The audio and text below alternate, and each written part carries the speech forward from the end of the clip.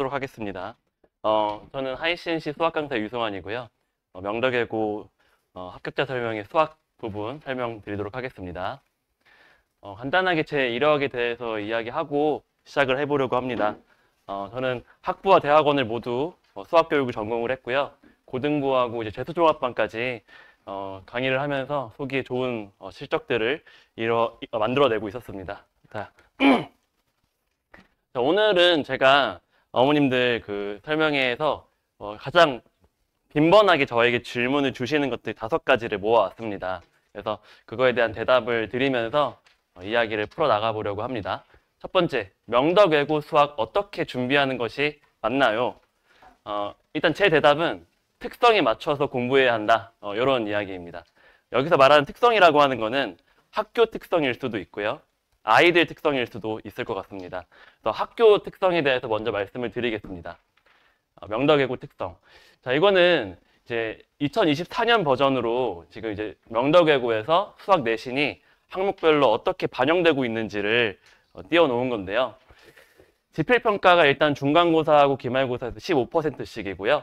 그리고 이제 수행평가가 총 3개의 항목, 독서감상문, 활동학습 1, 2로 해서 이제 활동학습이 이제 이렇게 25%씩 들어갑니다. 특별히 명덕외고 같은 경우에는 이 활동학습 1, 2 이거를 이제 MNT라고 보통 부르거든요. MNT, 매스 노트 테스트라고 하는데 사실은 별다른 게 아니고 그냥 이제 쪽지 시험이라고 생각하시면 됩니다. 쪽지 시험. 쪽지 시험이 총 활동학습 1도 그렇고 활동학습 2도 그렇고 이제 11문제씩으로 구성이 됩니다. 아무튼 이제 지필평가가 총 30%고 수행평가가 이제 70%다 보니까 어머님들께서 이제 이렇게 생각하실 수도 있으실 것 같습니다. 그러면 수행평가가 지필평가보다 중요한 거 아니냐? 과연 그럴까요?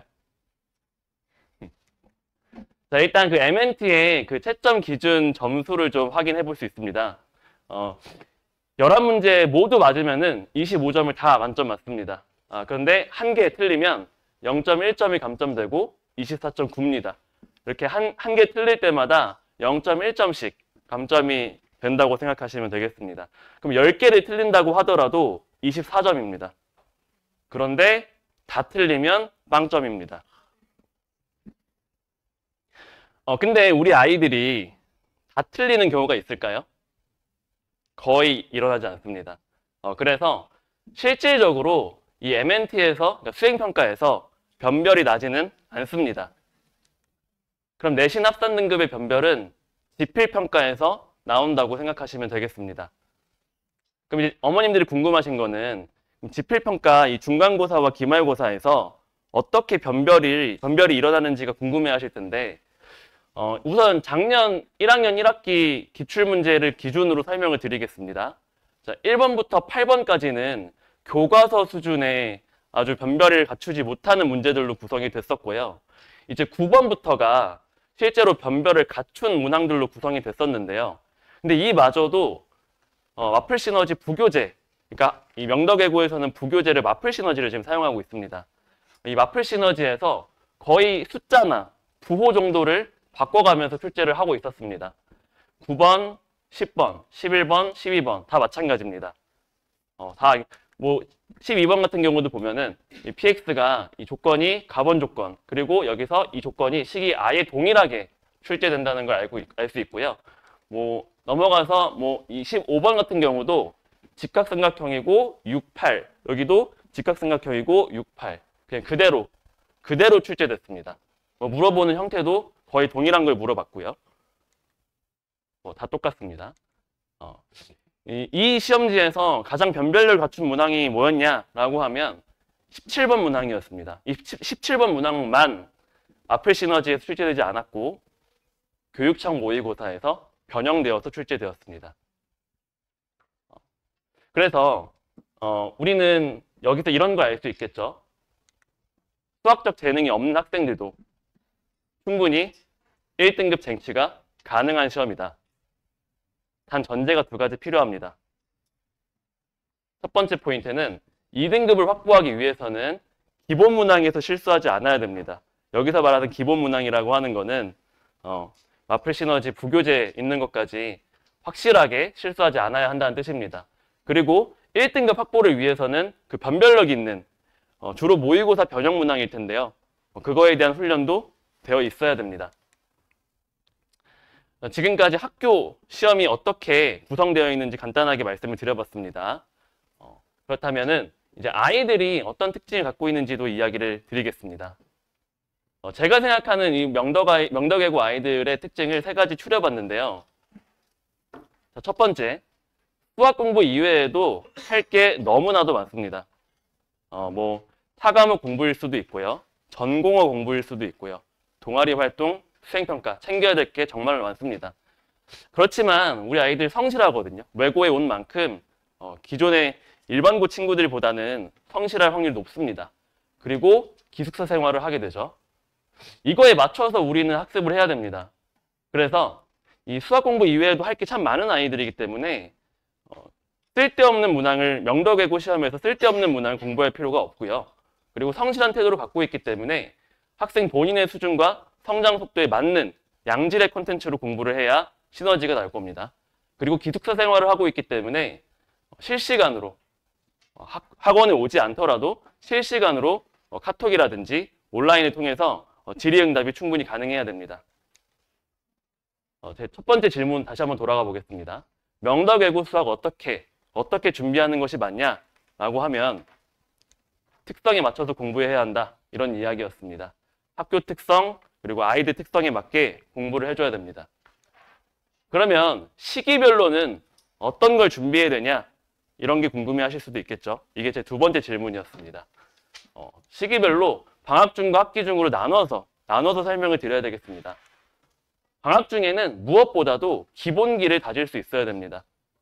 이게 학기 중에 되면은 기본기를 다시 돌아가서 공부하는 게 상당히 부담이 되기 때문에 방학 중에는 기본기를 충분히 다지는 시기가 돼야 되고요. 학기 중에는 명덕외고 시험에 나올 것들만 이제 집중해서 들어가야 됩니다.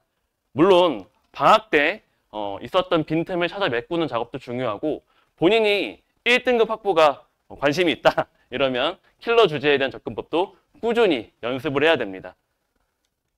자, 그러면 우리 아이가 시기별로 학습해야 될 거를 하이CNC 너네는 완벽하게 채워줄 수 있냐? 제 커리큘럼을 소개를 하겠습니다. 방학 중에는 아까도 기본기를 다져야 한다고 말씀을 드렸습니다. 그래서 올 아이템이라는 교재로 기본기하고 수학적 피지컬을 향상시키는 단계고요. 교과서 속에 있는 모든 개념, 모든 공식, 모든 증명 과정을 완벽하게 학습하는 커리큘럼입니다.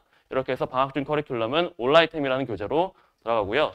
단순히 내신만이 아니라 수능 학습까지 멀리 볼 수 있는 공부를 이 시기에 해야 되기 때문에 이 교재로 진도를 나가면 되겠습니다. 이제 학기 중 커리큘럼 소개를 드리겠습니다. 학기 중 커리큘럼은 크게 두 파트로 제가 설명을 드릴 건데 첫 번째 파트는 3월 기준으로 말씀을 드리겠습니다. 3월 1주차부터 3월 3주차까지는 내일 그대와라는 제 교재로 수업이 나가고요. 이때부터는 명덕외고 스타일의 문항에 집중을 하게 됩니다. 그래서 기본 유형이나 심화 개념 학습뿐만 아니라 명덕외고 그동안의 기출학습까지 들어가면서 명덕외고 스타일 문항에 집중을 시작하는 단계입니다. 그리고 나서 병행되는 커리큘럼이 태클이라고 하는 교재입니다. 이쯤 되면은 아이들이 자신만이 갖고 있는 개별적인 약점 유형들이라는 게 있거든요. 이런 것들을 시험 보기 전까지 끌고 가면은 아이들이 자신감 있게 시험 보지 못합니다. 그래서 자신감을 회복시키기 위해서 개별적인 약점 유형을 건드려주는 커리큘럼이라고 생각하시면 되고요. 개별 약점 유형에 대해서는 이 기초 수준부터 유형마다 킬러 수준까지 같이 끌고 올려주는 커리큘럼이라고 생각해 주시면 되겠습니다. 자, 그리고 이제 두 번째 파트로 넘어와서 이제 개학 후 4주차부터 10일 전까지는 내일 그대와 시즌2라는 교재로 이때부터는 1등급 확보를 위해서 킬러 문항에 대한, 킬러 주제에 대한 접근법 그리고 제 고유의 방법론과 노하우를 전수하는 그런 커리큘럼이 진행되고요. 이와 동시에 모의고사가 2세트 나갑니다. 한 가지 모의고사는 킵고잉 모의고사라고 해서 과제 형식으로 이쯤 되면 아이들이 뒷단원 공부하다가 앞단원 내용을 까먹거든요. 그래서 매일매일 꾸준히 전범위 학습을 할 수 있도록 과제 형식으로 나가는 모의고사고요. 한 회당 10문항씩 데일리 모의고사를 통해서 시험 감각을 유지하는 컨텐츠라고 생각하시면 되겠습니다. 마지막으로 리퍼 모의고사라고 하는 모의고사가 있습니다. 요 모의고사는 제가 항상 이 내신 대비를 하면서 가장 심혈을 기울이는 컨텐츠인데요. 한마디로 말하면 명덕외고 시험지를 그냥 스포일러 한다라고 생각하시면 되겠습니다. 명덕외고 시험의 출제 기조를 완벽히 분석해서 명덕외고 학생들만을 위해서 제작된 모의고사고요. 현장 응시만 가능합니다.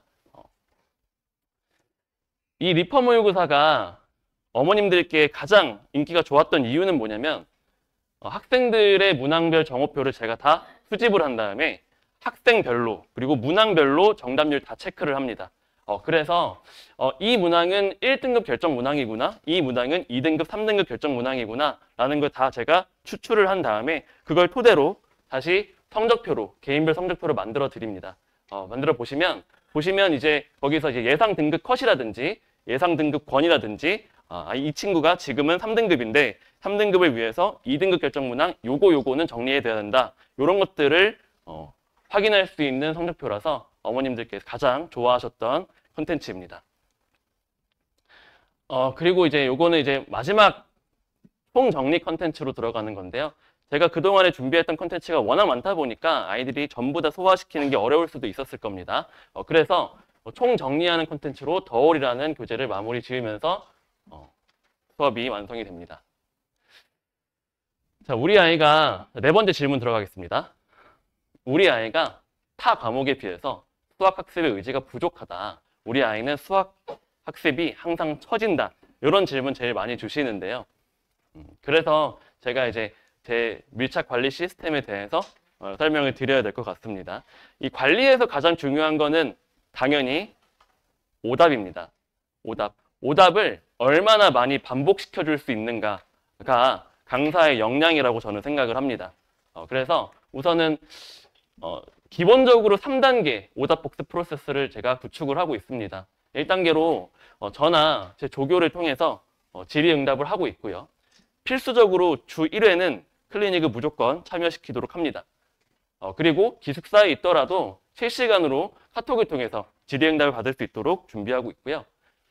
2단계는 이제 3주 단위로 반복적으로 본인의 누적적인 오답을 확인하는 프린트를 제공을 하고 마지막 3단계에서 시험 직전에 전체 오답을 모아서 제공을 합니다. 그러면 총 3번은 적어도 3번만큼은 오답을 풀기 때문에 아이들이 확실하게 오답을 다지고 갈 수 있습니다.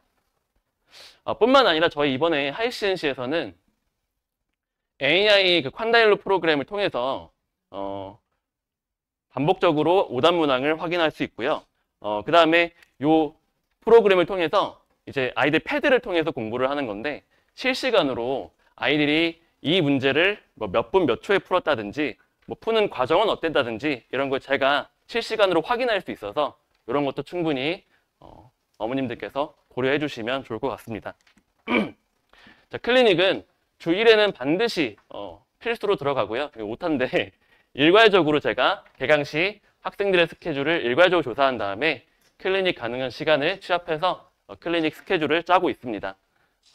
과제나 테스트가 미흡한 경우에는 클리닉을 추가로 진행을 하기도 합니다. 복습 영상 무조건 제공을 하고요. 학부모님 피드백도 서운하지 않게, 어머니들 서운하지 않게 피드백 드리고 있습니다. 정리하겠습니다. 그렇다면 제 수업을 왜 들어야 하냐라고 물어보신다면 첫 번째, 내신은 명덕외고 내신을 딱 필요한 것만 가르치고요. 수능은 수학 문제의 올바른 접근법을 가르치면서 학생이 포기하고 싶은 그 순간에도 함께 달려줄 수 있는 유일한 강사이기 때문에 그렇습니다. 우리 아이 믿고 맡겨도 되냐?